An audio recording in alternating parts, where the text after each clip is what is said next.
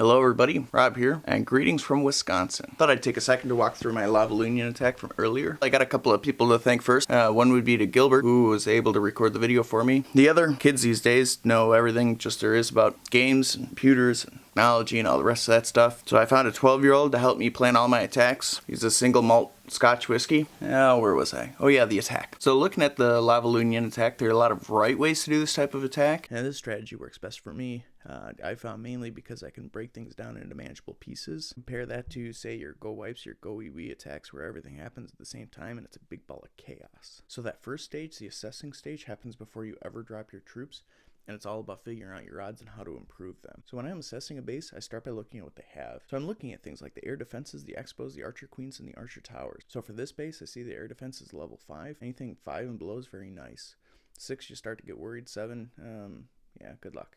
Now 2 of the expos are up, but considering the archer queen is at level 10 and the archer towers are level 9, I'm liking my odds. Now if all 3 expos were up, or if either his archer queen or his archer towers were better, I probably would have passed this one up. Before I move on, let me take a quick second to point out something I've noticed when reviewing my own attacks. My success or failure depended heavily upon how accurate this first part of the assessment is. When I failed, I'd say 90% of the time it was directly tied to the quality of this information. For example, an expo would be up when I thought it was down, or archer towers were level 10 when I thought they were 9, that sort of thing. In fact, you know that 30-second countdown before an attack begins? I found more success spending the entire time checking and double checking the levels of individual defenses and just let my gut plan the attack than I'd find when I'd spend equal amounts of time assessing and planning.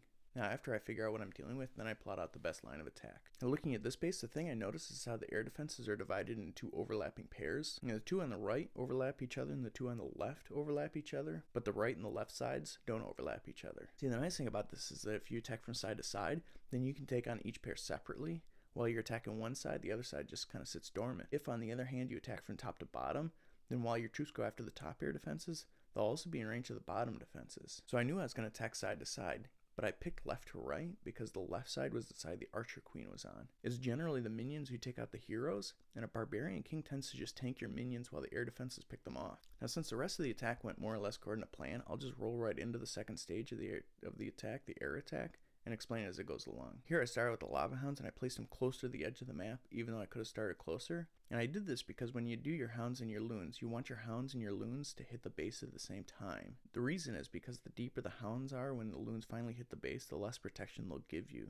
So give your hounds a nice long path to run and let them do what they do best. Now in this case I dropped the top hound first because I was hoping to give the hound an extra time to draw out the clan castle troops, because that's a nice thing about hounds. If they're the ones to draw out your clan castle troops, odds are the troops will quickly bunch up and make them prime targets for lightning spells. And here I dropped the loons and I just made the line broad without spreading them too thin.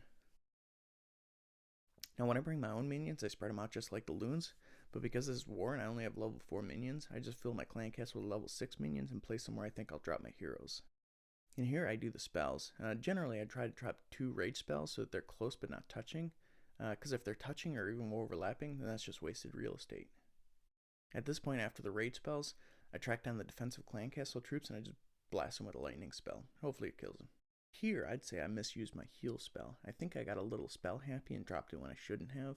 And generally, if the attack's going well, just use the heal spell right away. If I know I won't get 3 stars out of the attack, or if it's too early to tell, then save the spell for later. Because the idea is, if the attack's going well, then a well-timed heal spell could boost the balloons well enough that they can give you the 3 stars.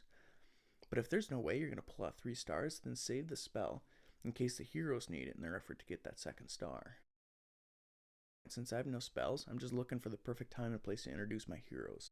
Now at this point in the attack, the heroes have 1 target and 1 target only, and that's the town hall. And I delayed deploying my heroes because I wanted the minions at the bottom portion of the base to clean that section up first. Otherwise, heroes have a tendency to pull a pretty good P.E.K.K.A. impression and just go around. So with those cleaned up, I dropped my heroes and they went right where they were supposed to. And the rest is history.